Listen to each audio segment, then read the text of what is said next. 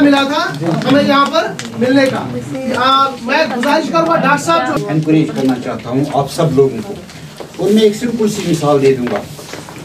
شراب پہل جب یہ تاریخ شروع ہوئی حلال تھی, کوئی اس کے خلاف نہیں تھا. اللہ تعالیٰ کو یہ تھا منظور کہ مجھے اس پہ پابندی لگانی ہے, تو انہوں نے ایک سٹیٹمنٹ دے دیا کہ یہ اچھی چیز نہیں ہے, تو ایک سٹیج وہ تھا.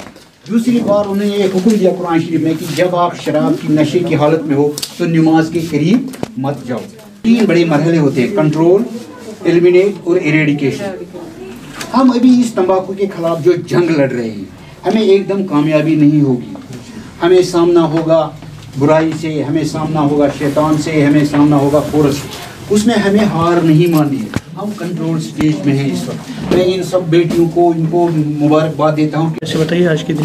جی, آج کا پروگرام ہم نے یہاں اسی لیے کنڈکٹ کیا تاکہ ہم نے NGOs کو یہاں بلایا تھا تاکہ ان کے کوآپریشن سے یا ان کے تعاون سے ہم نیشنل ٹبیکو کنٹرول پروگرام جو ہے اس کے جو لاز ہیں کوٹبا کے انڈر اور ٹبیکو سیزیشن جو ہم چاہتے ہیں کہ ویلی میں ہو, ان کے تعاون سے ہم اس پروگرام کو آگے لے کے جائیں. جہاں تک دیکھا جائے کہ دن بہ دن سگریٹ زیادہ یہ ہو رہے, بکے جا رہے اور اسکول کے نزدیک بھی بکے جا رہے ہیں, لیکن پچھلے 1 سال سے آپ کا کام بہت کم رہا ہے. آگے کیا ایکسپیکٹیشن رہے گی آپ کی کہ پورے کشمیر کے جوانوں کے لیے کہ آپ اس میں تھوڑا سا یہ سدھار لائیں گے؟ جی, آپ نے صحیح کہا. یہ اسکولس کے حوالے سے جو آپ نے کہا کہ کام کم رہا ہے وہ کووڈ کی وجہ سے ہوا ہے, بیکاز اسکولس تو کووڈ میں بند تھے. تو ہمارا جو ایکشن پلان ہے وہ یہ ہے کہ ہم یلو لائن کیمپین کریں گے.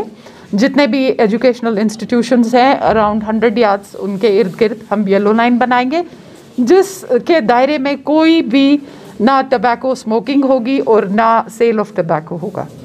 تو انشاءاللہ we'll be working on it. اب تو انشاءاللہ جب اسکولس کھلیں گے تو we'll start working on it again. Thank you.